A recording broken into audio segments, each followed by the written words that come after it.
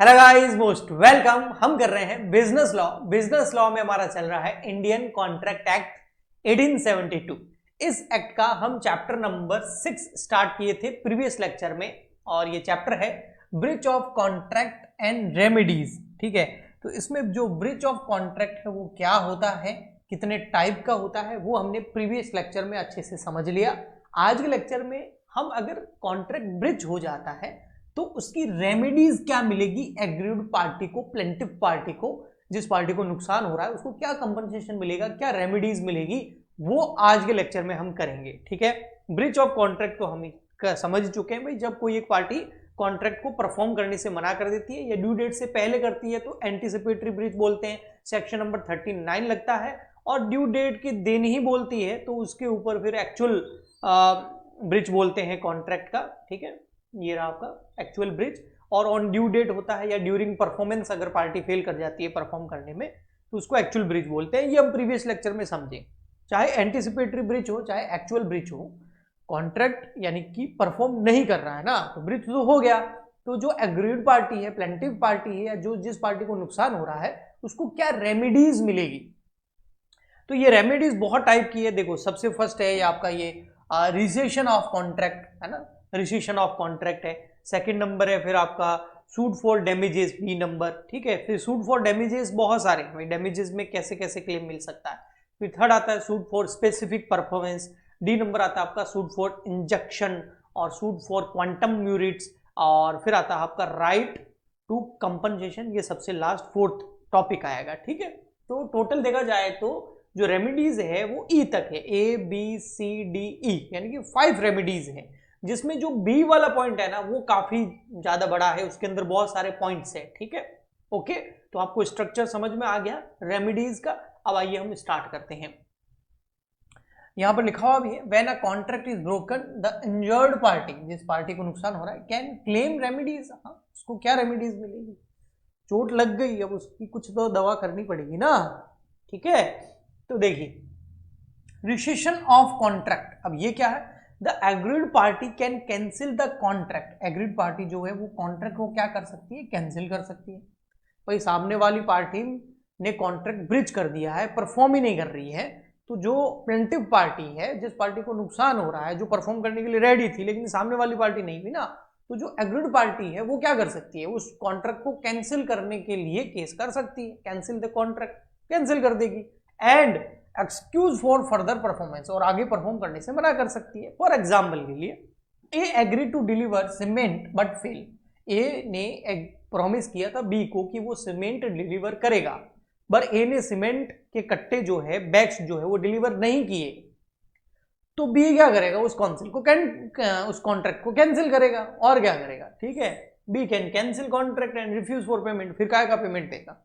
ठीक, ओके जी, बिल्कुल इजी था ये ना, बस आप हेडिंग ध्यान रखना, अंदर आराम से लिख सकते हो। ओके, बी नंबर जो रेमेडीज है वो है सूट फॉर डैमेजेस। ये सेक्शन नंबर 73 और 74 है, अच्छा खासा बड़ा सेक्शन है ये। सूट फॉर डैमेजेस, डैमेजेस के लिए सूट कर सकते हो आप, इसमें बहुत टाइप्स के डैमेजेस हैं, है ना। अब सूट फॉर डैमेजेस तो इतना ही है, लेकिन डैमेजेस जो है उसके बहुत टाइप होते हैं, अलग अलग, हर किसी को एक जैसा नुकसान थोड़ी होगा, हर केस अलग है, हर केस के अंदर होने वाला डैमेज भी क्या होगा, अलग होगा। तो वो कौन कौन सी टाइप का हो सकता है वो है इसके अंदर। सबसे पहले सूट फॉर डैमेजेस मतलब कोई भी अगर मॉनेटरी कंपनसेशन, जो लॉस हुआ है, जो ब्रीच हुआ है कॉन्ट्रैक्ट का, उसके लिए जो सबसे पहले कॉन्ट्रैक्ट ब्रीच हो गया यानी कि परफॉर्म नहीं किया, जिस वजह से एक पार्टी को कुछ ना कुछ लॉस हुआ होगा, उस लॉस के लिए कुछ मॉनेटरी कंपनसेशन दे देना। मॉनेटरी मतलब मॉनेटरी में पैसे दो या नुकसान हुआ उसके। ओके जी, ठीक। तो ये क्या क्या टाइप्स के डैमेजेस हो सकते हैं, तो सबसे फर्स्ट आता है ऑर्डिनरी एंड जनरल डैमेजेस, तो सामान्य रूप से जो डैमेजेस होते हैं। Loss that arise naturally in the usual courses, cases के अंदर, जैसे A fail to deliver cotton at a agreed price of 50 kg। भाई ए ने वादा किया था बी को कि वो कॉटन जो है वो 50 रुपए पर किलो के हिसाब से सप्लाई करेगा, और ए ने ये कॉन्ट्रैक्ट ब्रीच कर लिया, तो अब बी जो है वो कितना डैमेज मांगेगा। तो बी और ए दोनों पता करेंगे मार्केट में, भाई आज के टाइम में मार्केट प्राइस क्या है, मार्केट प्राइस 60 रुपए है, लेकिन ए ने कितने का वादा किया था, 50 रुपए का। तो अगर आज के टाइम में ए जब ब्रिज कर देता है कॉन्ट्रैक्ट को, तो बी कहां जाएगा, मार्केट में खरीदने जाएगा कॉटन को, और वहां उसे 60 रुपए पर किलो मिलेंगे, जबकि ए ने 50 रुपए पर किलो का वायदा किया था। तो बी को 10 रुपए ज्यादा देने पड़ रहे हैं ना मार्केट में, तो बी को जो 10 रुपए ज्यादा मार्केट में देने पड़ रहे हैं वो ए से वसूल सकता है। ठीक है, यही लिखा हुआ। A fail to deliver cotton at agreed price of 50 kg, market price उसकी 60 है, B can claim for 10 rupees पर केजी फ्रॉम ए। ओके, ये ऑर्डिनरी और जनरल डैमेजेस है। ठीक है, मार्केट में ये डैमेजेस बहुत चलता है अगर कोई कॉन्ट्रैक्ट ब्रीच हो जाता है तो। नेक्स्ट जो आपका डैमेजेस आता है वो स्पेशल डैमेजेस है, loss due to special circumstances and recoverably only in notice was given at the time of contract. जैसे A tell courier B that his mill is stopped for want of a machine, B delayed delivery, A can claim loss of production and since B knew। देखो ये क्या है, यहां पर क्या हुआ, B जो है उसका कोई प्रोडक्शन का काम है, ठीक है, उसको मशीन चाहिए थी, उसने मशीन किससे परचेज कर ली, ए से, और ए को बोला मुझे इस डेट से पहले पहले मशीन भेज देना वरना मेरा प्रोडक्शन रुक जाएगा, मेरा वर्कर खाली बैठे रहेंगे और मुझे उन्हें पेमेंट करना पड़ेगा, मेरा काम रुक जाएगा। अब ए फेल कर जाता है वो टाइम पे मशीन डिलीवर करने में, जिसकी वजह से बी का जो है फैक्ट्री के अंदर प्रोडक्शन रुक जाता है। तो इस केस के अंदर जो एक ए यानी हमारे यहां पर बी है, B can claim loss of production since B knew. Okay, तो इस केस के अंदर बी जो है उसको जितना भी लॉस हुआ है उसके लिए वो क्लेम कर सकता है ए पर। ओके जी, next vindictive and exemplary damages. अब ये क्या है, देखिए, damages not just to compensate but to finish.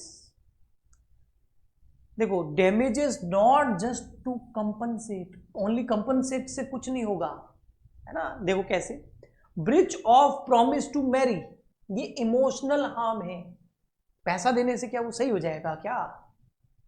Okay, जैसे wrongful dishonour of cheque by bank, bank ने चेक डिसऑनर कर दिया जबकि पार्टी के बैंक अकाउंट में पैसे पड़े थे, तो ये जो ब्रिज है ये लॉस ऑफ रेपुटेशन है। मैंने किसी को चेक दिया 10,000 रुपए का, ठीक है, अब उस बंदे ने जाके चेक लगा दिया और मेरे अकाउंट में 50,000 रुपए पड़े हैं, लेकिन गलती से मेरी बैंक ने उस चेक को एक्सेप्ट करने से मना कर दिया, यानी कि चेक बाउंस हो गया।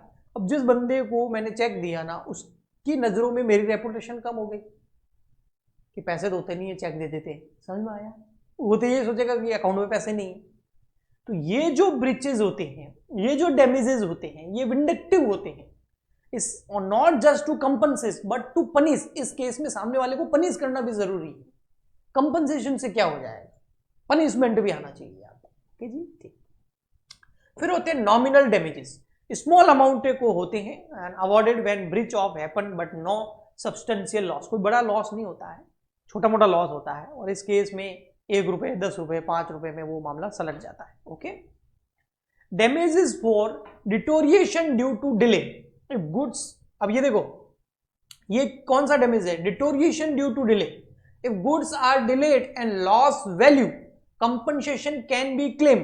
फॉर एग्जांपल के लिए देखिए, A sends fruit through transport, A ने बी को ट्रांसपोर्ट के जरिए फ्रूट भेजे, डिले फ्रूट स्पॉइल, बट वो लेट होने की वजह से, टाइम पे डिलीवर ना होने की वजह से वो पेरिसेबल गुड्स होते हैं, वो खराब हो गए।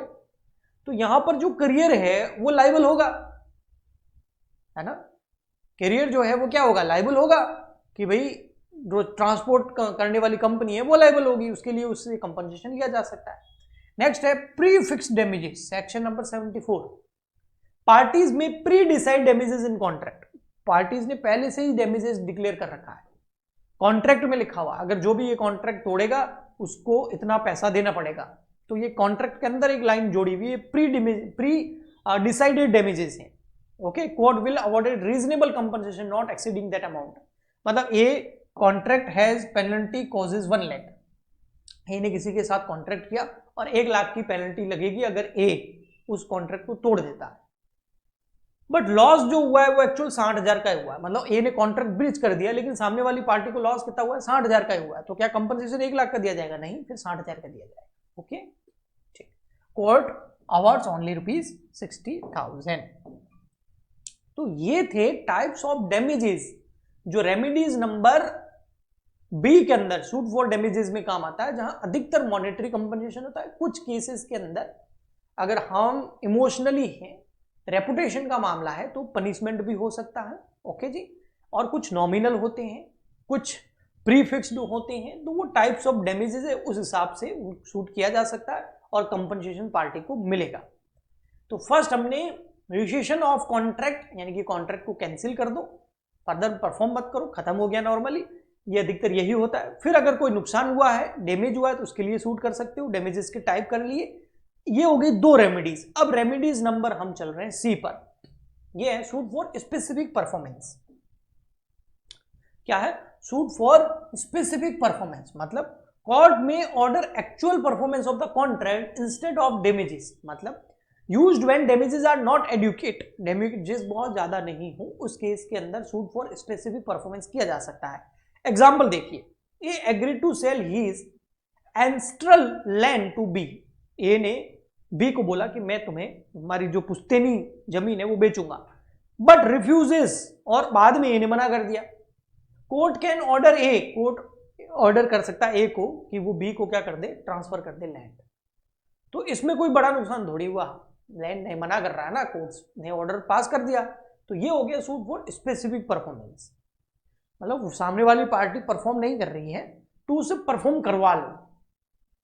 ठीक, ओके जी, ठीक है। यूजुअली जो है ये इमूवेबल प्रॉपर्टी के केस में होता है, या यूनिक गुड्स हो गया, वहां होता है, जहां पर मनी जो है वो इतनी इनफ नहीं होती है जितनी वो लैंड या वो इमूवेबल प्रॉपर्टी या वो यूनिक गुड्स इनफ होता है, वो जरूरी होता है। ठीक है। सूट फॉर इंजंक्शन, ये क्या है देखो, court order that restraint stop a person from doing something he promised not to do। बहुत अच्छा एग्जांपल है इसका। Actresses agreed to work only for producer A. कोई एक्ट्रेसेस या कोई एक्टर है ना, उसने कॉन्ट्रैक्ट कर दिया है कि वो प्रोड्यूसर ए के साथ ही काम करेगी। ठीक है, ऐसा होता है, बहुत सारे सिंगर किसी एक कंपनी को पकड़ लेते हैं, भी तुम्हारे लिए ही काम करेंगे। ओके, आप देखते होंगे कि एक आपका जो भी फेमस सिंगर है ना, जैसे बादशाह हो गया सिंगर, या जो भी है, अरिजीत सिंह हो गया, काफी सारे हैं जो आप देखते होंगे कि कुछ तो सबके साथ काम करते हैं, लेकिन कुछ सिंगर, एक्टर या सेलिब्रिटी किसी एक कंपनी या किसी एक पार्टी या किसी एक बंदे के लिए ही काम करते हैं, क्योंकि उनके साथ क्या हो जाता है, कॉन्ट्रैक्ट हो जाता है। ये बहुत कॉमन है इस फील्ड में। तो उसके अंदर क्या होता है, C sign film with B producer. अब उसने कॉन्ट्रैक्ट तो ए प्रोड्यूसर के साथ कर रखा है, लेकिन कॉन्ट्रैक्ट खत्म होने से पहले ही उसने बी के साथ में क्या कर दिया, मूवी साइन कर दी। तो इस केस के अंदर ये जो कॉन्ट्रैक्ट होगा ये सूट फॉर इंजेक्शन होगा। Court can stop her for working with B. ये जब कोर्ट में केस फाइल करेगा तो कोर्ट जो ऑर्डर दे सकता है उस एक्ट्रेसेस को, एक्टर को, सिंगर को कि वो दूसरे के साथ काम ना करे, स्टॉप करवाया जा सकता है उस काम को। ओके, ठीक। तो ये रेमेडीज मिलती है यहां पर पार्टीज को। नेक्स्ट है सूट ऑन क्वांटम म्यूरिट्स। ये क्या है, when a contract is a partly perform. कोई कॉन्ट्रैक्ट है जो आधा परफॉर्म हो गया है and can not be completed, but complete नहीं हुआ है, the party can claim reasonable payment what is done. मतलब आधा परफॉर्म हो गया, आधा परफॉर्म नहीं हुआ है, परफॉर्मेंस बीच में रुक गई है, तो जितना परफॉर्म हो गया उसको ओके मानो, जो परफॉर्मेंस नहीं हुआ उसके लिए कंपनसेशन आप ले सकते हो। ओके, ठीक। लास्ट हमारा टॉपिक है राइट टू कंपनसेशन। भैया राइट किसको होता है कंपनसेशन का? Right to compensation, a person who rightfully cancel a contract is entitled to compensation for damages. जो बंदा कॉन्ट्रैक्ट को ब्रिज करेगा वो सामने वाली पार्टी को जो भी नुकसान हो रहा है वो कंपनसेट करेगा। Singer refuse to perform.